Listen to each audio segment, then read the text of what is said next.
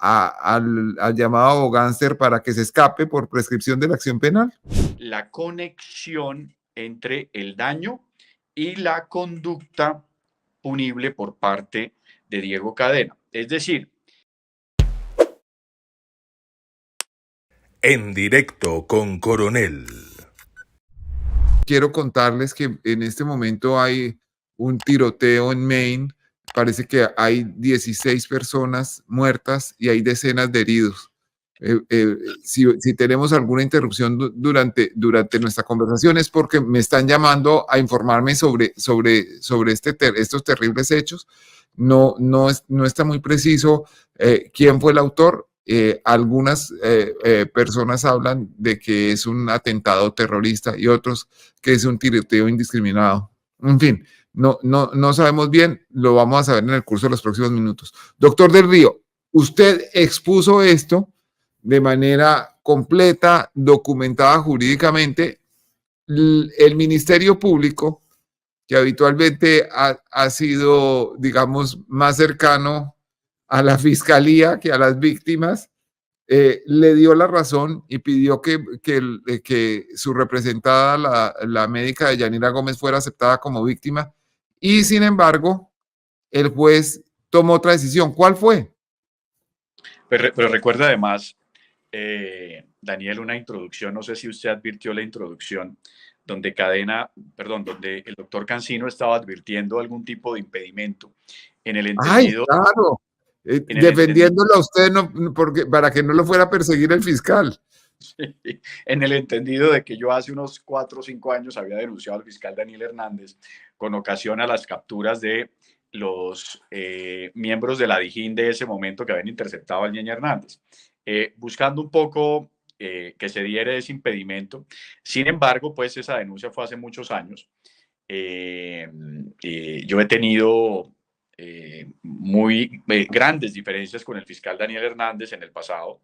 En ese momento, en algunos procesos, estamos trabajando, yo como representante de víctimas, él como fiscal del caso. Recordemos adicionalmente a este caso, Daniel, el proceso de Aida Merlano, donde somos víctimas, y el fiscal Daniel Hernández está llamando imputación y medida de aseguramiento a Julio Gerlain y a los abogados Diego Muñetón y Antonio de Jones. Usted también ha estado también muy pendiente de las noticias. Entonces, pues eso no tenía posibilidad de prosperar. Entre otras cosas, el que tenía que declararse impedido era el fiscal Daniel Hernández. De lo contrario, pues no podía entonces un tercero establecer esas particularidades.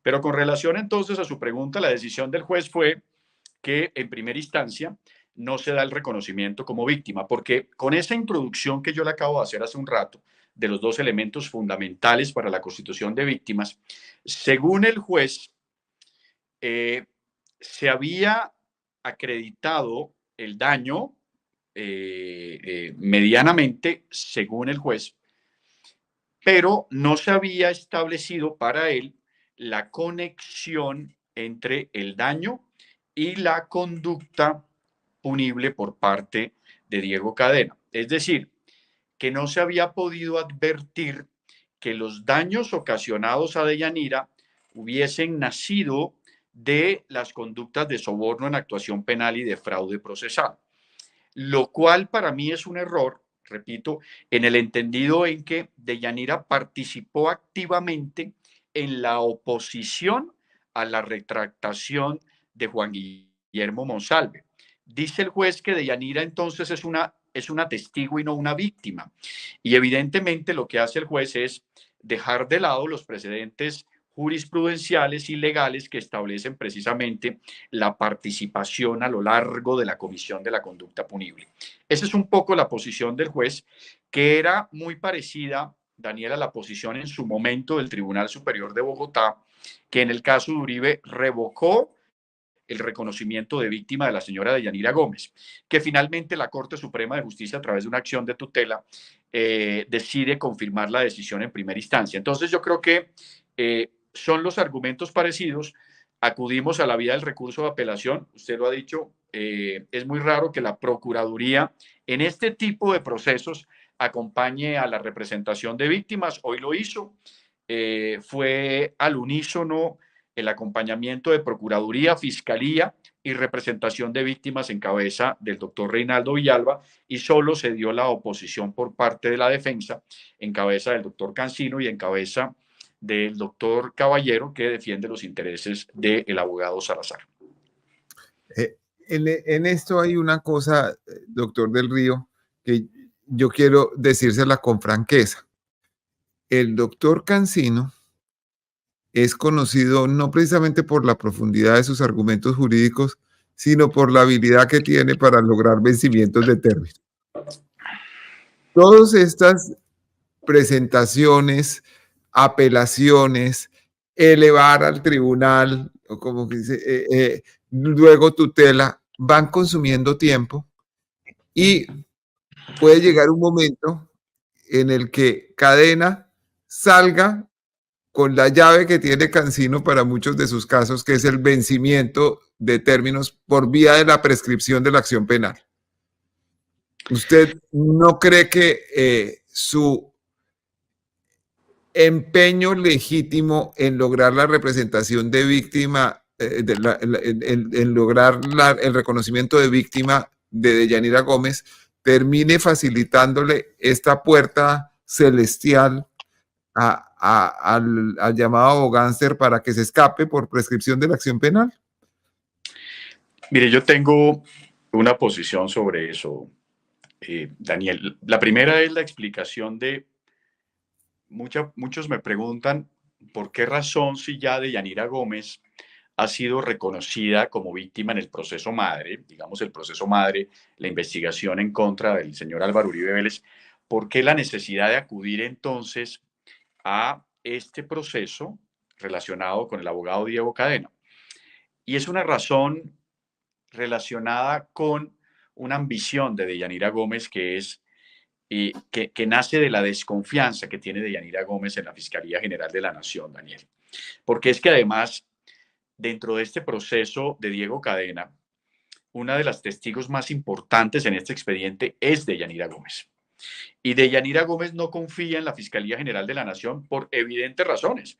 Recordemos que en el proceso de Álvaro Uribe Vélez, el fiscal Gabriel Jaime le compulsó copias precisamente por haber manipulado o haber editado el reloj con que se grabó o con que grabó Juan Guillermo Monsalve a Enrique Pardo Hach y al propio Diego Cadena.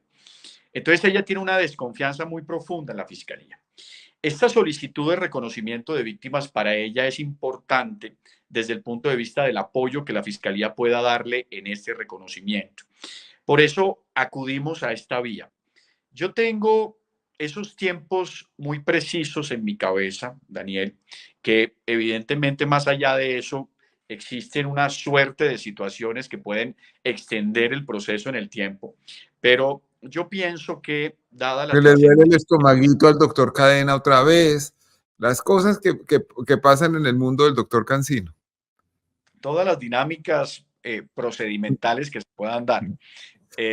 Entonces, ¿qué pasa aquí? Yo lo que tengo advertido es que es muy probable que el tribunal, esta no es una decisión muy compleja, la decisión de la representación de víctimas, es decir, un análisis juicioso daría que en menos de un mes podríamos tener una definición, es decir, yo aspiro que antes de que se acabe el año podamos tener la decisión de segunda instancia, lo que permitiría la continuidad del juicio o el arranque del juicio. Recuerde, Daniel, que ya hay unas fechas en diciembre establecidas Sí. para el inicio del juicio. De darse eso, nos ganaríamos un gran tiempo porque entonces arrancaría el juicio en diciembre y yo pienso que ese juicio podría llevarse parte del año 2024. Recuerde que la prescripción de la acción penal en el proceso de Cadena está a junio de 2026, si la memoria no me falla. Es decir, que se daría la etapa de juicio en todo el 2024 y tendríamos una decisión seguramente en primera instancia en el año 2024, o sea, condenando al señor Cadena o sea, absolviéndolo, lo cual abriría la posibilidad del recurso de apelación por parte de la parte que tiene reproches sobre la decisión y estaríamos entonces o estaría esa decisión en el tribunal en el año 2025 y yo creo que en el año 2025 ya debe haber una decisión de segunda instancia. Entonces, yo no creo que en este caso prescriba la acción penal. Pero aquí quiero Como se iba a prescribir en el de Álvaro Uribe. estamos en peligro de la prescripción de acción penal. Recuerde que habíamos hecho un programa precisamente sobre la prescripción con el doctor Eduardo Montealegre y llegamos a la conclusión que es muy posible en el caso de Álvaro Uribe Vélez que tengamos una prescripción, porque ese límite prescriptivo en el caso de Uribe es de octubre de 2025 y estamos apenas entrando al ejercicio de la audiencia de formulación de acusación. Si a la Fiscalía no se le ocurre una tercera preclusión, que dentro del mundo del cinismo de la institución de la Fiscalía General de la Nación es posible, pero si así no se diera, recordemos que ahora viene una audiencia de formulación de acusación en el caso de Uribe, donde es posible que la defensa pueda acudir también a la vía de la solicitud de preclusión. Es decir, que podríamos durar otro año más debatiendo. Viendo la película, que ya no sabemos. Entonces, ese caso evidentemente sí está a puertas de eso, y yo pienso que la teoría del doctor Eduardo Montealegre, que además creo que es de las últimas posibilidades que tenemos en ese caso, que no es otra que conexar los delitos de soborno en actuación penal y fraude procesal que se le endilgan a Uribe Vélez con los delitos de lesa humanidad establecidos ya con relación a las masacres del Aro, y esa investigación que infortunadamente también tiene o están en cabeza hasta este momento del fiscal Javier Cárdenas. Es decir, que sería la propia fiscalía la que tuviera que establecer la conexidad de esos delitos. Pero yo creo que ese es otro debate y creo que esa solicitud habrá que hacerla en su momento frente a la Fiscalía General de la Nación. Pero lo otro que quería decir antes de terminar este contexto era que yo pienso que estratégicamente la Fiscalía ha organizado un plan. Y el plan de la Fiscalía es condenar a Diego Cadena y absolver a Álvaro Uribe Vélez. De hecho, en su momento, antes que se dieran todos estos debates y antes incluso de que yo fuera o que siquiera pensara ser representante de víctimas de Deyanira Gómez, yo en su momento hablaba por algún ejercicio de colegaje con el propio Diego Cadena. Y yo le advertí en algún momento que a él lo iban a condenar y que a Álvaro Uribe Vélez lo iban a absolver.